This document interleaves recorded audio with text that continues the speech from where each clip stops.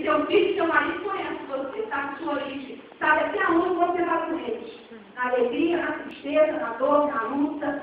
Eles te conhecem e sabem o seu valor. Então, não abandone os seus, signifique e tenha a vida de verdade. Sabe o que essa mulher fez? Depois que ela vive esse momento, ela é vista como adoradora.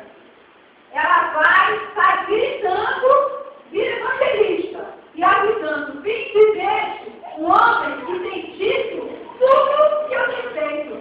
Ela falou: esse aí, não estava muito mole, falou umas coisas que não era de Deus, mentir de Deus, que aquilo era de Deus. Ela saiu anunciando isso, aquilo que acabou de me dizer que eu estava sendo de prostituição, dizendo para mim que eu tinha 5 maridos que não era Deus, falou tudo que eu estava vivendo de verdade. Esse não seria um Cristo, esse aí não é profeta. Quando você estuda lá, você não gosta, você fala, os pastores caras assim. Essa mulher, quando ela ouviu na cara a verdade dela, ela saiu e anunciou: vim dizer, um homem que tem dito tudo o que eu tenho. Depois a gente estuda algumas coisas que afetam a nossa vida, e aí a gente quer esquivar. Mãe, esse é um momento. Ninguém fica na fulana, não fica com a Assembleia de Deus, mas na Assembleia tem muito isso, eu sou da Assembleia, Jesus está tratando. Se você se descobrir doente, o que você faz? Vai procurar tratamento. Aí eu oro, tá bom, irmão, ora, mas vai dar se tratar. Quando você passa doente, todo mundo olha e diz: ih, tá mal, hein? Mas aquela pessoa que te olhou doente, quando você passa curada, olha e diz: meu Deus, que maravilha, olha como está com o rosto corado, como essa pessoa está bem de novo, porque quando você está doente, você procura tratamento. Quando Deus está ajustando alguma coisa conosco, Ele não está nos tratando por castigo, como os outros, mas Ele está nos tratando porque está dizendo: eu não quero perder você, você vale a pena, eu vou tratar você, mas eu vou perder amanhã. Quando a gente está fulano, está sendo tratado, e essa pessoa vai ser tratada, vai ser limpa aquela palavra, vai ficar muito bem. Outra é aquele que não quer ser tratado, vai continuar levando a mesma vida dele. 10 anos, 20 anos, não fala para nenhum. E você e eu nos permitirmos estar como essa, Deus vai trabalhar, vamos ser limpas e curadas e vamos chegar onde temos para chegar. Ninguém dá para uma criança, um bebê, uma bicicleta asa 18. Deus tem uma bicicleta asa 18 para nós. Mas a gente precisa oferecer para andar nela. Tem coisas que Deus quer te dar, mas a gente tem que alcançar uma estatura para andar nela. Só que se você fecha o coração, você não cresce. Se você abre, você se alavanca e alcança o que tem para alcançar. Amém? Quem é recebe, né? Quem é recebe. O que ele está dizendo que esse homem chega e adora? E ele faz uma declaração, juntando aqui em verdade. Ele diz: se quiseres, pode tornar limpo. Ele usa 3 verbos para mudar a vida dele. 3 verbos de convicção: querer, poder e tornar. Ele diz: se quiseres. Sabe o que ele está dizendo? Jesus, se o Senhor quiser, o Senhor não ajuda. Se o Senhor quiser, o Senhor resolve a situação agora. O Senhor que já resolve agora. Se o Senhor quiser, o Senhor me cura. Se o Senhor quiser, o Senhor completa de Deus. Se o Senhor quiser, o Senhor abre porta de trabalho para mim. Se o Senhor quiser, o Senhor busca o meu caráter, me ajuda a voltar a Ele. Se o Senhor quiser, o Senhor pode. E pode tornar. Aí ele está dizendo: se quiser. Mas olha a sua posição dele. Ele está adorando. Ele está dizendo: se o Senhor quiser, o Senhor muda. Agora, se não mudar, eu sou adorador pronto. Eu não sou do tipo que vou esperar ele mudar para adorar. Eu vou adorar sem motivo. Porque não tem nenhum, está caindo tudo, mas eu estou adorando. Se quiser, porque se não quiser, adorador, o Senhor vai ser, e olhar e ver que eu estou adorando. Irmão, que eu estou nada aqui. De jeito que está fazendo tudo. De jeito que está fazendo tudo. Eu aprendi aqui. Que Deus é um Deus que trabalha para aqueles que Ele espera. Está tudo dando errado. Eu vou para o culto porque a situação da casa de Deus não vai para o culto. Sai o outro carro, a situação de Deus não vai para o culto. Mas ela veio, por quê? Porque quem espera no Senhor não confia no que é terreno. Veio no culto, adora, e quando adora, está dizendo: eu estou esperando o Senhor. resolver, então eu vou esperar em Deus. Aí, olha bem, quem agora espera, confia no Senhor, vem para o culto e adora a Deus. Aleluia. Com a confiança de que Deus resolve. Não fica em casa, com a cabeça quente, tentando resolver.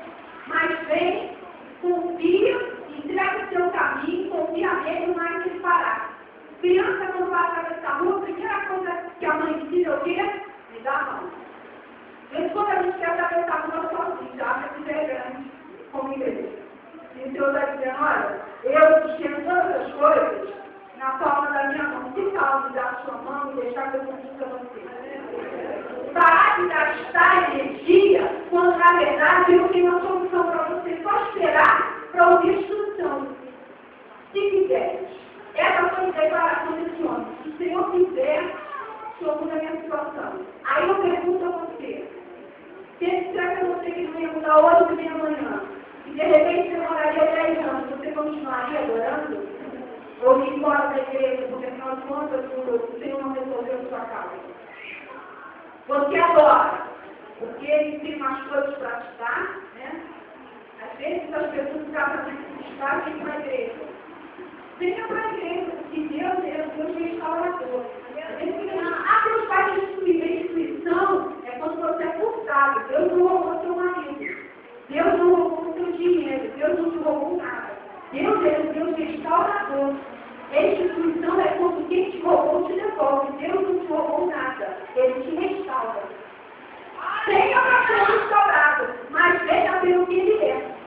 Sabendo que quando você agora, você confia a sua vida a ele. Ninguém que confia nada a ninguém não deve ser cuidado.